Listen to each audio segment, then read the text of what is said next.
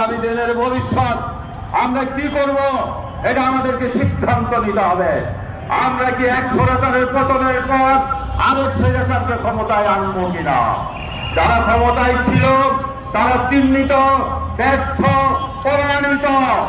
আমরা যদি সেই শাসকদেরকে, যারা স্বৈরাচার ছিল, ভোটের অধিকার হরণ করেছে, আমাদের বেকারত্ব দূর করতে পারে নাই, আমাদের অধিকার ফিরিয়ে দিতে পারে নাই, তাদেরকে যদি আবার ক্ষমতায় আনি, আবার আমাদেরকে গণঅভ্যুত্থান করতে হবে।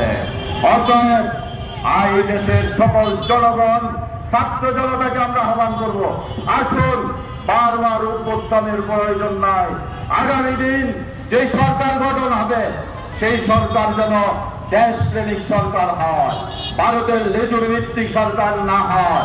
অন্য কোন দেশে আমরা পাকিস্তানে স্বাধীনতা হয় এমন একটি দেশপ্রেমিক তাকওয়াওয়ালা সমাজ গঠনের জন্য ইসলামী আন্দোলন বাংলাদেশ এই দেশের সকল মানুষকে আহ্বান করছে, আসুন শোষণ মুক্ত, দুর্নীতি মুক্ত এই দেশের মানুষের অধিকার প্রতিষ্ঠায় যারা যুগে যুগে আন্দোলন করে আজকে এই পর্যায়ে এসেছে, সেই ইসলামী আন্দোলন বাংলাদেশের নেতৃত্বে সমাজ গঠনের জন্য সবাই ঐক্যবদ্ধ হই।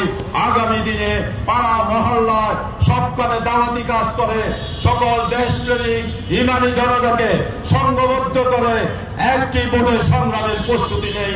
সবাইকে ধন্যবাদ। নিউ মার্কেট থানা সহ সকল নেতৃবৃন্দকে ধন্যবাদ। আসসালামু আলাইকুম ওয়া রাহমাতুল্লাহি ওয়া বারাকাতুহু।